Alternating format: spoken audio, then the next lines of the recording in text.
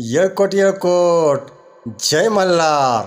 श्री मल्हारी भक्तांनो, आज खंडोबा देवाचा जो मंत्र मी सांगत आहे तो मंत्र साधा मंत्र नाही आहे. हा मंत्र म्हणजे भक्तांचा अखंड विश्वास असणारा असा दिव्य मंत्र आहे. हा मंत्र जेव्हा मनापासून जपला जातो, ऐकला जातो, तेव्हा गरिबी, दारिद्र्य आणि संकटांची साखळी क्षणामध्ये तुटून पडते. कारण हा मंत्र जपणे म्हणजे केवळ शब्द उच्चारणे नाही, तर सुख, समृद्धी, ऐश्वर्य आणि अफाट संपत्तीचा मार्ग मोकळा करण्यासारखा आहे.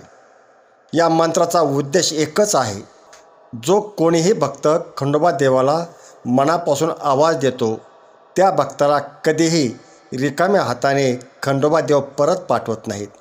हा मंत्र म्हणजे संकटांच्या काळामध्ये भक्तांच्या पाठीशी उभी राहणारी एक अदृश्य अशी शक्ती आहे. आपला खंडोबा म्हणजे मागणाऱ्याला कधीही काहीही कमी न पडू देणारा सर्वांचा देव आहे.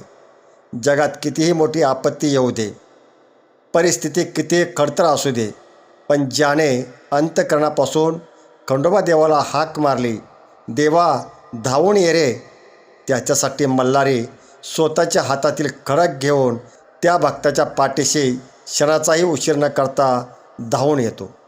भक्तांचे संकट ते स्वतःचे संकट मांडणारा आणि असीम कृपा करून भक्ताच्या जोडीमध्ये सुख आणि ऐश्वर्याचे दान टाकणारा हा देव म्हणजे श्री खंडोबा मल्हारी. मल्हारीच्या दरबारात न्याय मिळतो आणि त्यांच्या चरणी हजेरी लावली की नशिबाचे बंद दारेसुद्धा उघडली जातात. श्री मल्हारी भक्तांनो, जेजुरीच्या गडावर उधळला जाणारा तो पिवळा धमक भंडारा म्हणजे दुसरं तिसरं काही नसून ऐश्वर्य आणि तेजाचं प्रतीक आहे. भंडारा कपाला लावला की भीती पळून जाते आणि मनात एकच विश्वास जागतो, माझा पाठीराखा माझ्या पाठीशी खंबीरपणे उभा आहे. ताटातली तळी भरली आणि देवाला हाक मारली की घरातील इडापिडा टळून जाते. समृद्धीचा मार्ग सुकर होतो. खंडोबाची भक्ती ही दुबळी नाही, ती राजासारखी जगायला शिकवणारी, ताठ मानेनं आणि ऐश्वर्याने जगायला लावणारी एक अभेद्य अशी ताकद आहे. मल्हारी भक्तांनो, म्हणूनच सांगतो, मागणाऱ्याला सुख समृद्धी देणारा, संकटात धावून जाऊन भक्ताचे रक्षण करणारा आणि मंत्राच्या एका जपावर अख्खं ऐश्वर्य भक्ताच्या सुखासाठी बहाल करणारा श्री मार्तंड भैरव. या जन्मात आणि पुढच्या जन्मातही एकच नाव, एकच विश्वास आणि एकच जयघोष. येळकोट येळकोट. जय मल्हार.